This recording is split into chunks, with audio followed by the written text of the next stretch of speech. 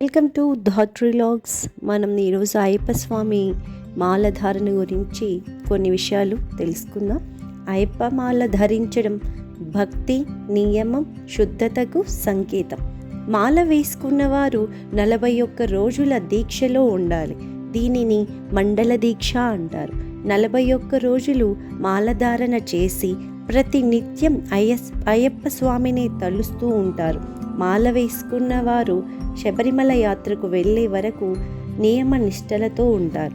మండల దీక్షలో మొదటి సంవత్సరం మాల ధరించిన స్వాములను కన్యస్వాములు అని, 2వ సంవత్సరం కత్తిస్వామి, 3వ సంవత్సరం గంటస్వామి, 4వ సంవత్సరం గదస్వామి, 5వ సంవత్సరం విల్లుస్వామి, 6వ సంవత్సరం జ్యోతిస్వామి, 7వ సంవత్సరం సూర్యస్వామి, 8వ సంవత్సరం చంద్రస్వామి, 9వ సంవత్సరం వేలుస్వామి, 10వ సంవత్సరం విష్ణు చక్రస్వామి, 11వ సంవత్సరం శంఖాధార స్వామి, 12వ సంవత్సరం నాగాభరణ స్వామి, 13వ సంవత్సరం శ్రీ హరిస్వామి, 14వ సంవత్సరం పద్మస్వామి, 15వ సంవత్సరం త్రిశూల స్వామి, 16వ సంవత్సరం శ్రీ శబరిగిరి స్వామి, 17వ సంవత్సరం ఓంకార స్వామి, 18వ సంవత్సరం నారికేల స్వామి అని అంటారు. మాల వేసుకున్న వారు నల్లని దుస్తులు ధరిస్తారు. మాల వేసుకున్న తర్వాత భక్తుడు వినయంగా, కోపం లేకుండా, తక్కువ మాటలతో ఉండాలి. మాలధారణ చేయాలనుకునేవారు 3 రోజుల ముందు నుంచే పవిత్రంగా ఉండాలి. మద్యం, మాంసం తదితర దురలవాట్లకు దూరంగా ఉండాలి.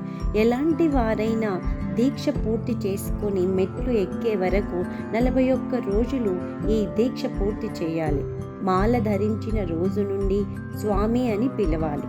స్వాములు నేలపైనే నిద్రించాలి. పరుపులు, దిండ్లు, పాదరక్షలు వాడకూడదు. మనస, వాచ, కర్మణ త్రికరణ శుద్ధితో బ్రహ్మచారిత్వం పాటించాలి. పగలు భిక్ష, రాత్రి అల్పాహారం తీసుకోవాలి.